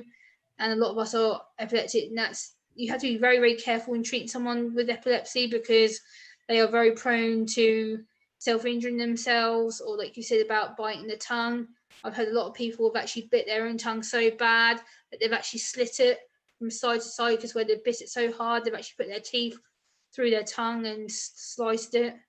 And people have actually, I've heard one story a couple of years ago where an epileptic autistic woman actually bit her tongue so hard that she actually sliced it so much she actually took her tongue off and actually swallowed part of her tongue. She actually got her teeth and actually tipped her head back and swallowed it. So now she only has half a tongue because she bit the front of her tongue so bad that she actually swallowed it. So it's very dangerous epilepsy. You have to be very careful if you touch someone because again they're touch sensitive. Never ever I can't stress this enough. Never ever go up to someone with autism who may be epileptic and start restraining them or touching them or going to see if they're okay because 100% I can guarantee you they will either hit you, not intentionally, but they will freak and their reaction will be to hit you because they feel on edge and they feel that they're on threat. So just be warned if you do come into contact with someone with epilepsy and autism, back away. Don't get in their face, don't get next to them because they will automatically injure you and then they will get in trouble as a result. So just putting the warning out there. It says, does it matter what side you put them on when they have a seizure? And then I just put back to evil. I said, yes, put it on the right side because that's closest to the heart. Yes, that is absolutely closest right. to the heart. Because remember, a seizure most of the times is cut off of oxygen. Yeah. Okay. So you want to be able to get the oxygen back into the brain and everything else to allow the person from seizing. you know. So, but Gemma, you are completely like muted. Oh, now you're not muted. No, I was Gemma. just having a sip of my drink. I didn't want to make noise on the stream, Oh, so I muted myself. oh, yeah, the noise. That's what I was gonna say. Now, if someone is making like a lot of like you just said, eating noises, or someone like, like when they drink something and they and stuff like that. I mean, does little noises and everything else start? Oops, sorry, like that noise. Does that? Yes, it depends in the pitch that it's done for me. I'm more sensitive to high pitched noises. So, for example, a few months ago, I was on a stream with a friend of ours, and he was streaming, and he had a guy on there who was eating loud. And at first, I put up with it. I was like, "Oh, Gemma, he's eating. He's gonna make noise. It's fine." And then it got louder and louder and louder. And I said to our friend of ours, I was like, "Look, you either boot me off the panel now, and I'll come back when that guy's gone because I'm getting really irritated and I don't want to ruin the stream for you, or you can boot the guy and let him back up afterwards." And the person was like, "Oh, it's not that loud, Gemma, just deal and da da da." I'm like, "No, either boot me or I'll leave." I was like, because I can't put up with this person munching. And it was literally, Right. I went nuts. I was just like, "Oh, no, no, no, can't." Right. And people were like, "Oh, it's not that bad, Gemma. You eat." I'm like, "Yes, but if I'm on a stream, I won't eat. If I do eat, I will put myself on mute and turn off my camera because it's respect to the streamer, and I'm not going to sit there and stuff my face. Man I just City, don't do it." Man City, I want to say thank you. Thank you for coming out and supporting Gemma and our autism warrior Thank you, Man cause. City. I appreciate that. Exactly. We want to say thank you to Man City.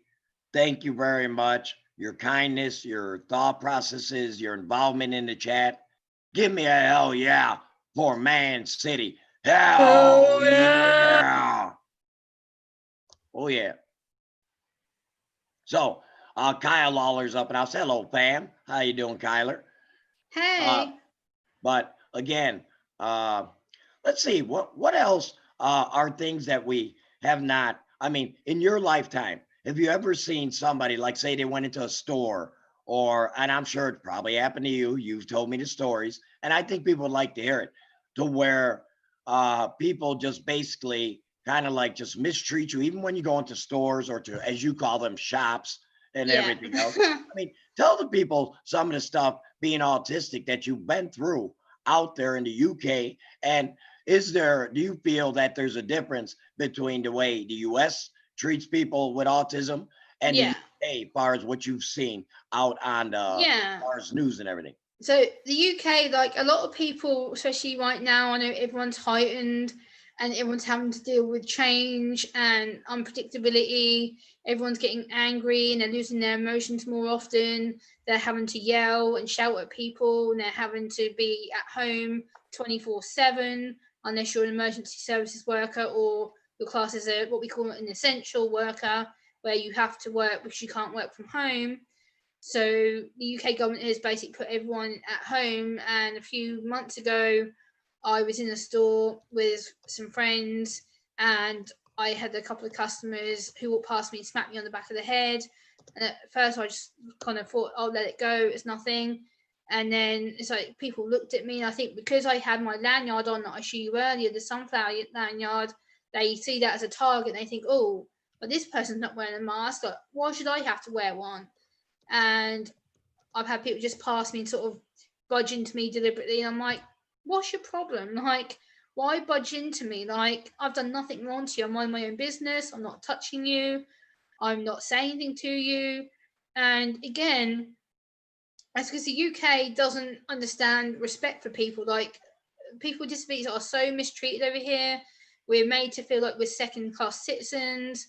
We are all told we're benefits grounders. Yes, I'm on state disability benefits, but I do volunteer work on top of that. So I don't just sit here on my backside and go, "Oh, I'll just be on my computer all day and I won't work and I'll be lazy." No, I go out and do public hours of work. I've done thousands of hours of public work for free. I don't charge anything for it. I do things like Zoom calls during the day. I'm doing YouTube videos during the day. I work my ass off, and people will say to me, "Oh, you're a benefit scrounger. All you do is sit on your ass and you're lazy." And I'm like, "No, it's far from the truth. You don't know me at all then if you think I'm a benefit scrounger.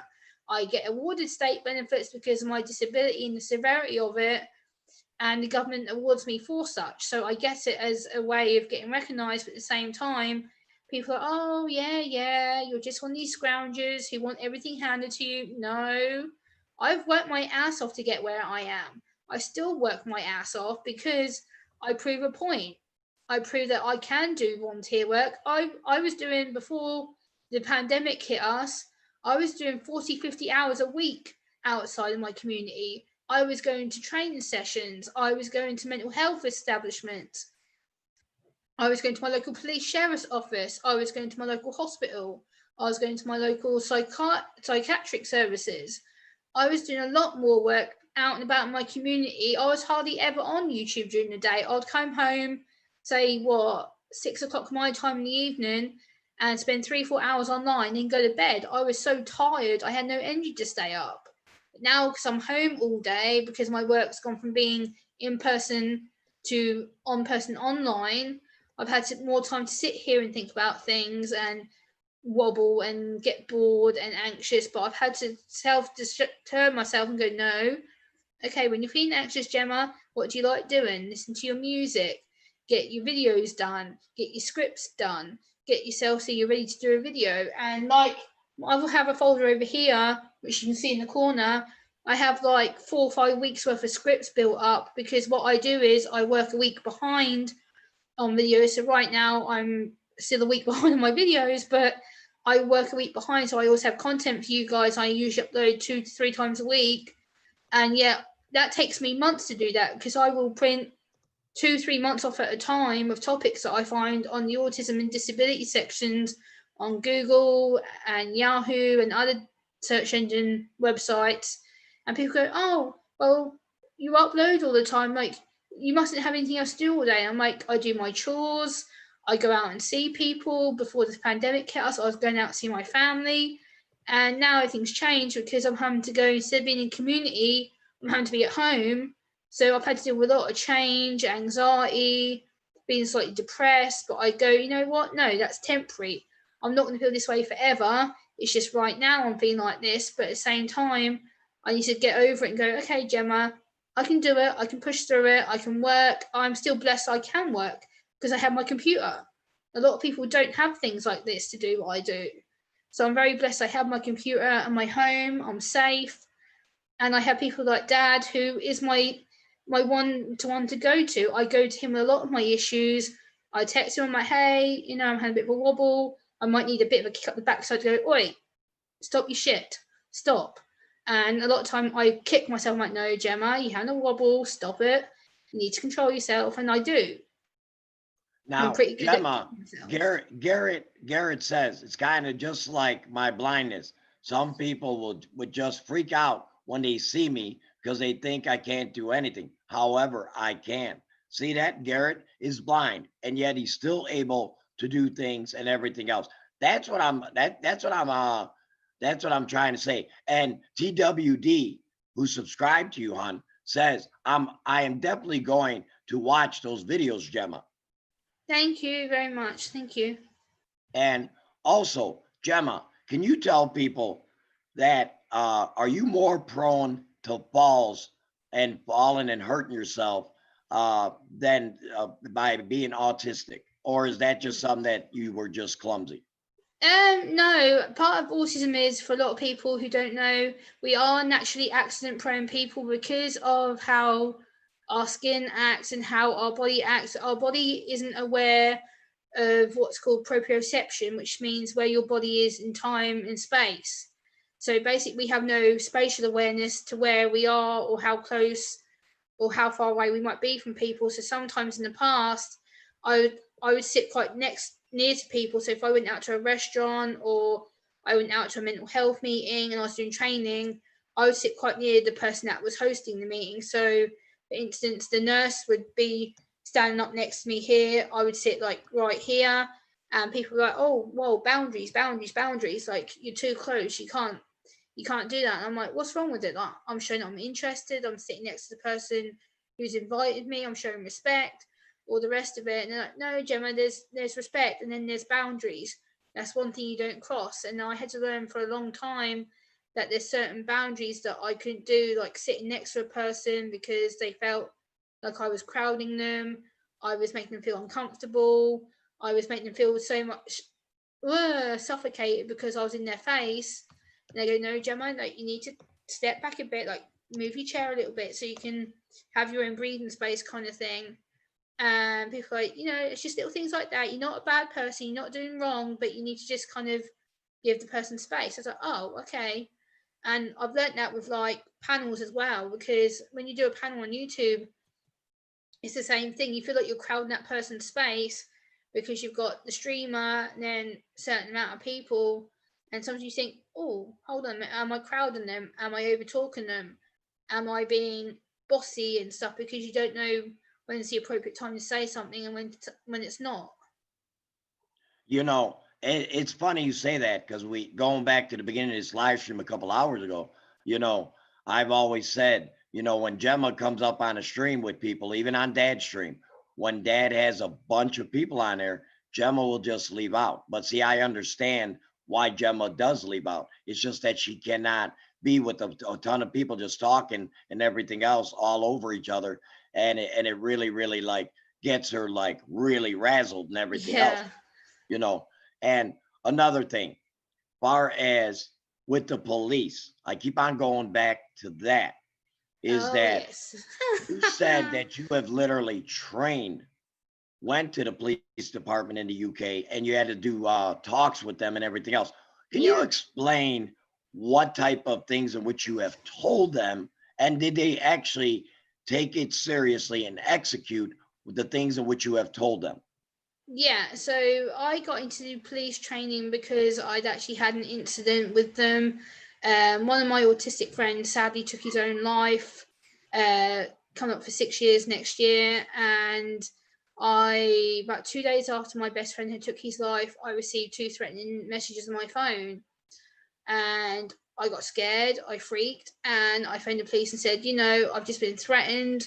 I live on my own. I'm nervous. I'm highly autistic. I don't deal well with being confronted, and I don't know what to do. And their response was absolute joke. And they said, okay, so tell us what happened. Send us these screenshots. They sent me this email address. I sent them the pictures of the phone calls and the text messages.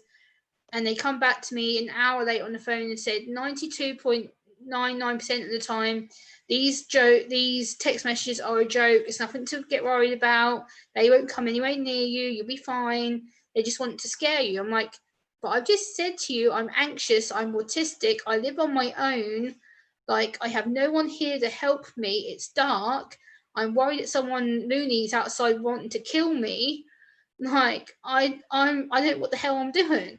So 4 hours later, they sent two big bald policemen with batons and everything else. TWD says my anxiety is through the roof since the lockdown. I don't want to be around people. Hard one is the school runs. I don't do well in big crowds. Well, yeah, I mean that most definitely has to be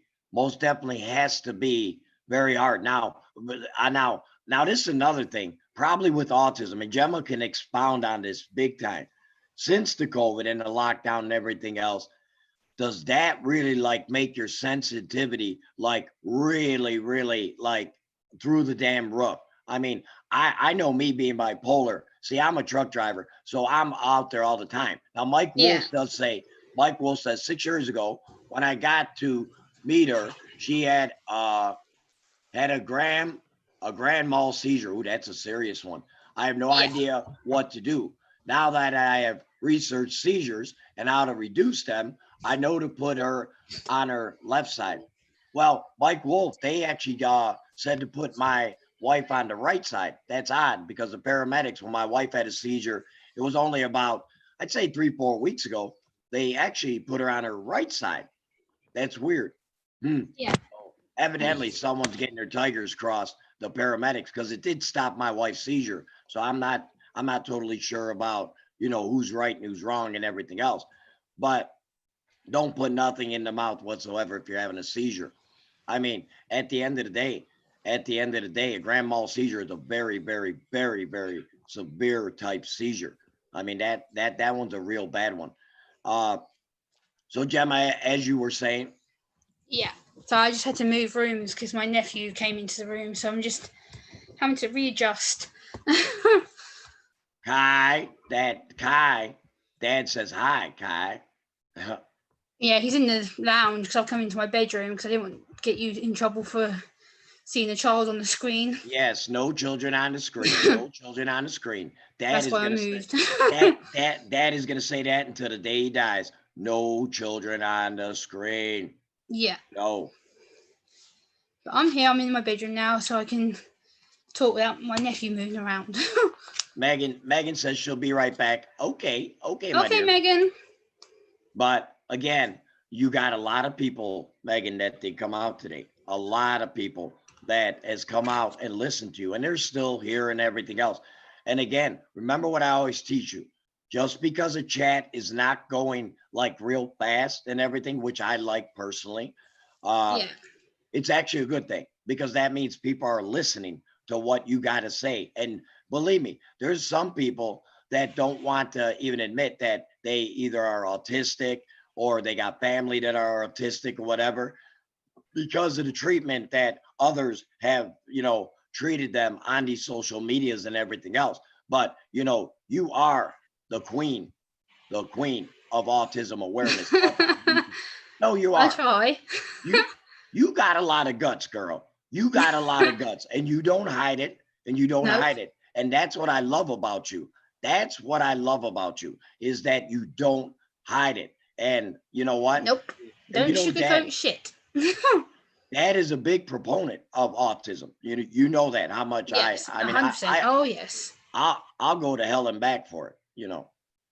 Yeah, this is the thing that people don't realize. Like, this is one thing I want to point out as well. Like, relationships with autism can be really difficult, and me and Dad have had many people try and come against us about my relationship with Dad. I've had people turn against me and say, "Oh, you're trying to get off his coattails, and you're trying to chase numbers, and you'll want to be this supposed wild child." And I'm not acting, guys. Like, some guys who've come to me and go, "Oh, you just want to be his coattails and you make yourself out to be this lunatic wild child and you're not." And I'm like, damn straight I am. I'm like, I am the most lunatic you've ever seen. I don't give a crap about what people do, say to me anymore. I've been through hell and back on and off social media. I put up with enough crap in my life to go, you know what? Enough's enough. I'm done. I don't care. And me and Dad's relationship is strong. No one's going to take that away from me. And for you guys who think I'm fake or think I'm using Dad, I'm not. Me and Dad have had many conversations on this topic. And I have the utmost love, respect for Dad and for Mama Julie and for the Lunatic fam. I speak to them offline. What they see is what they get with me. I'm the same person. I haven't changed. And you are one of the rare ones that actually have talked to Mama, a one-on-one and everything else. It's and Mama has grip to you big time. Mama has and Kyle and my whole family. It's because remember what I always tell you. It's what you represent. That not to be shy. Not I want you to be outspoken for autism. I want you to tell people, you know what? It's okay to be autistic. It is okay. And you know what? It is downright awesome. Give me a hell yeah in that damn chat. Hell yeah. Look, it says, Evil Ray says, I just looked into the CDC for treatment of seizures. It seems place them on their side. Does not affect what side you place them on. Well, again, Evil, I'm just saying what the paramedics did with my wife. So, I mean, hey, you know what? But you got to put them on the side. Either way, left side, right side, whatever. Put them on the side if they're having seizures. And don't put nothing in their mouth.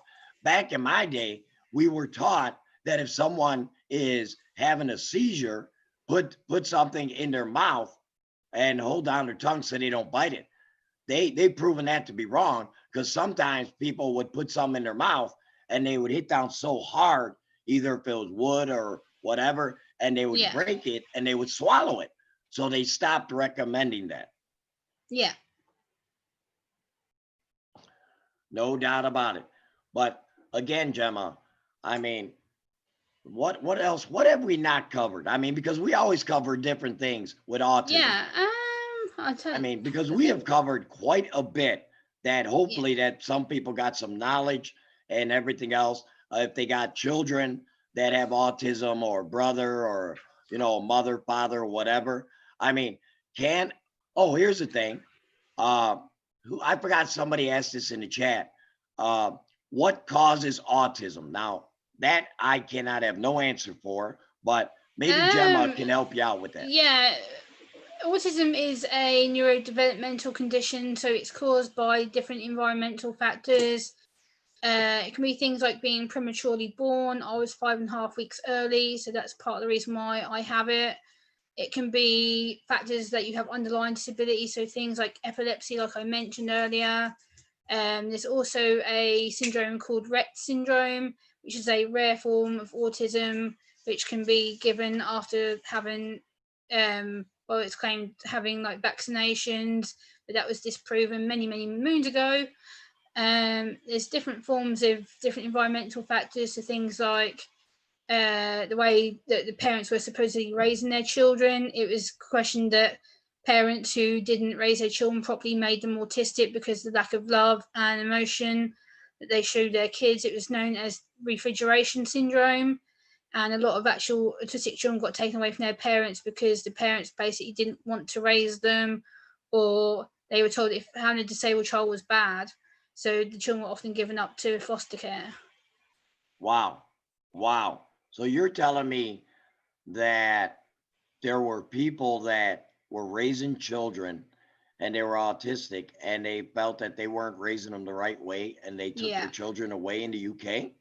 Yep, UK, Europe, US. Yep, it still happens occasionally in Europe now more than the US, but the US had a really bad period of it when they believed that having any disabled child, regardless of autism or not, the parents were blamed for having disabled children, and the children were often sent to foster care, or the parents would just give them up because being unable to cope with them. Wow.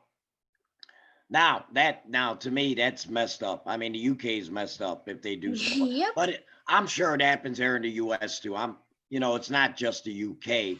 I mean, I'm sure that it happens here too, But I mean, here I've noticed a lot of times up on this video, and I've been paying attention. I pay attention to everything you do, Gemma.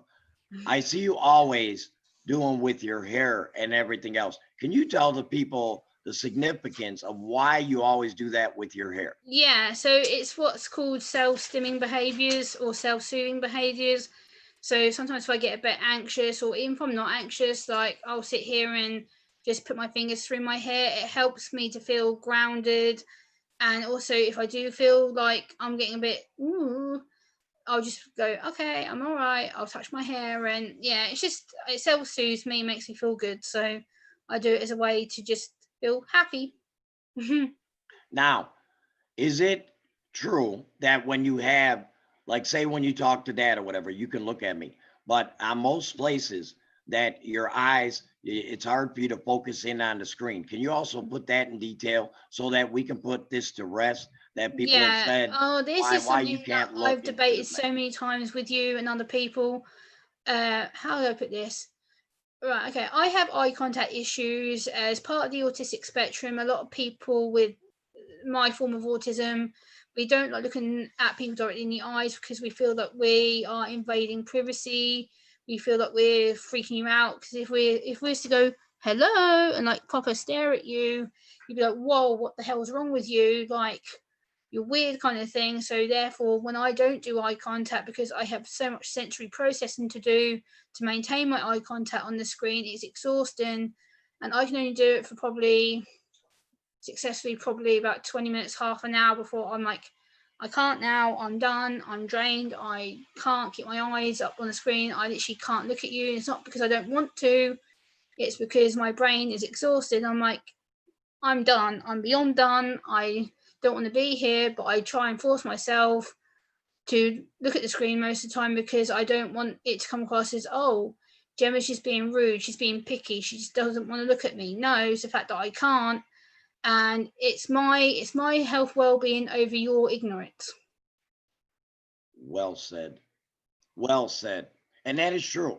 That is true. Because I like I said, being and knowing people personally in my family with autism and knowing what I know and seeing it, like I said, there are different stages. Some people have a very bad degree of autism and everything else. And sometimes, you know, they get like really, really like angered and they'll hurt themselves and everything else. That's not you. See, No. let people know what exactly stage are you of autism, because Yeah, people so get it I'm confused. what I call high functioning. So I'm basically independent. I don't really identify to the stereotypical forms of autism. I'm very functionable to a level where I self teach myself a lot of life skills. I can cope with a lot more better situations than I used to. Like socially, I can go out a lot more than I used to. I go out to pubs and watch concerts and things like that. Whereas before, that would be overwhelming and stressful, and I'd be told off for being inappropriate. But now I have ways to go, okay, maybe I need to take a breather. Maybe I go out late in the day rather than the first thing in the day, because then I can build it up so I can last longer outside. And it's all about coping strategies. Like, I don't have to necessarily think, okay, I'm going to have a complete bad day, or going out all day is going to kill me. No, because I build up to it. I'm like, okay, today's going to be a long day. I'm going to be out for, say, 6, 7, 8, 9 hours. But I build myself up to that. I'm like, okay, go to bed early. I'll pick my outfit 3, 4 days before. So that's less stress on picking what I need to wear in the morning. And then I can just get changed and then hop out to what I need to do. So therefore, I've built myself up to go, okay, today's gonna be a long day. Gemma's gonna be tired, but I get home and go, yay, I succeeded because I was able to plan it beforehand. Mm-hmm. Mm-hmm. Wow. Wow, Jem. I mean, we covered so much. I mean, it is unbelievable how many people did come out for you today, Don. We actually hit, like I said, 137 people. I don't even know how many people Holy are up in fuck. there now, because there are a lot of people that are just listening and everything else. But shout out, shout out to everybody that came out inside this chat. Shout out to everybody that is warrior awareness. If you're a warrior awareness, put a 1 in the chat. If you are a warrior awareness of autism, give me a hell yeah. Come on now. My nephew's just daring me to do that, so I'm going to do it for my nephew because he's whispered to me. He's like, "Can you do it?" I'm like, "So here it goes." Oh yeah. That's my girl. That's my girl. There you go. All right, Jem. I think we're going to end the live stream, honey. Okay. We've been a couple hours. They all came out and everything else. We can talk after the live stream, honey. Yeah, someone wants to speak to you afterwards, so he's bugging me. But I do want to thank everybody: Evil Roy, Garrett Feldman, Megan's blogs. I want to thank Evil Roy. I want to thank Garrett Farron. I want to thank, man, there were so many people, girl. Kyle Lawler. I want to thank Ryan Roblox. I want to thank Man City. I want to thank Kyle Lawler. I want to thank so many people. Like I said, TWD. Let's just put it this way, guys. If you're not supporting up, if you're not supporting up TWD, I'm sorry, but you guys got an issue if you don't support TWD and Gemma, because TWD has been outright. I enjoyed TWD up in the channel. I'm telling you, Gemma, she gave you so much love. You would not believe. Oh, I'll have to go back and look at the chat because I haven't read the chat, so I'll have to go back and look at it. Well, I don't even know if I can upload this. That's the problem. Like I said, it's not showing up on YouTube. It's showing Rapping and Kyle as the front, and that shouldn't be showing. So, all right, guys, we are going to go ahead and end this live stream. Hopefully that you got a little bit of education on autism. Hopefully that it gave you any type of help, any type of awareness to things you may have not known. Gemma, I'm going to let you finish it, and I'm then going to end it. Okay. Thank you, everybody, so much for coming in, supporting me and Lunatic Dad. It does mean the world to both of us. And if you're new here, please subscribe and hit the like button. And on your way out, make sure that you're nice to people and just be kind, because you never know the impact of your words. But we really appreciate you being here, and we'll see you next time. Take care, guys. Bye. Bye.